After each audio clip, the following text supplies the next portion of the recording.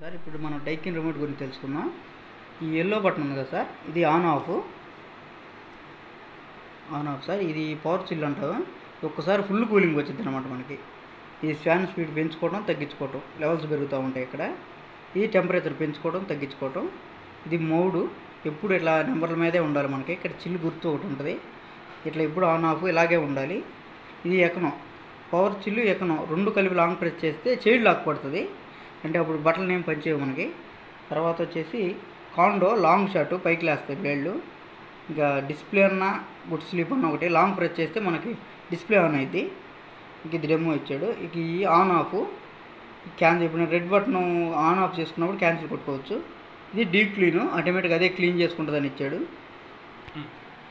Okay sir, ఈ display అనే button ఇది లాంగ్ ప్రెస్ చేయాలి. 3 ఆప్షన్స్ ఉంటాయి. ఫస్ట్ వచ్చేసి కూలింగ్ పర్సంటేజ్, ఇది అది 100 వెళ్ళిపోయి ఎఫ్ఎల్ అని పడుతుంది మనకి. ఎఫ్ఎల్ అంటే ఫుల్ కూలింగ్ రిలీజ్ చేస్తున్నట్టు. బాగా రూమ్ కూల్ అయిపోయినాక ఆటోమేటిక్గా అదే డౌన్ అవుతూ ఉంటా ఉంటుంది. ఇది ఫస్ట్ ఆప్షన్. సెకండ్ ఆప్షన్కి వచ్చేసి లాంగ్ ప్రెస్ చేయండి. సెకండ్ ఆప్షన్ కోసం మళ్ళీ లాంగ్ ప్రెస్. ఇది రూమ్ టెంపరేచర్ అనమాట, 31 డిగ్రీలు ఉన్నాయి. ఇంకా తగ్గిపోవాలి మనకి, బాగా రూమ్ కూల్ అయితే బాగా తగ్గిపోద్ది. ఇది సెకండ్ ఆప్షన్. థర్డ్ ఆప్షన్కి వెళ్దాం. మళ్ళీ లాంగ్ ప్రెస్ చేయాలి నెంబర్లు పోయిందాక. ఓకే, ఇది రిమోట్ టెంపరేచర్ మనకి. ఇప్పుడు మనం పెంచుకున్నా తగ్గించుకున్నా దీంట్లో తెలుస్తుంది. 3 ఆప్షన్. సార్ తగ్గించండి సార్, అక్కడ చూపించండి సార్.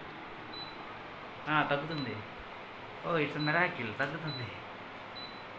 3 ఆప్షన్. మనకు వద్దు అనుకుంటే మళ్ళీ లాంగ్ ప్రెస్ చేస్తే మళ్ళీ పోతుంది sir. 4th time. Okay okay, అంతే, మన ఇష్టం.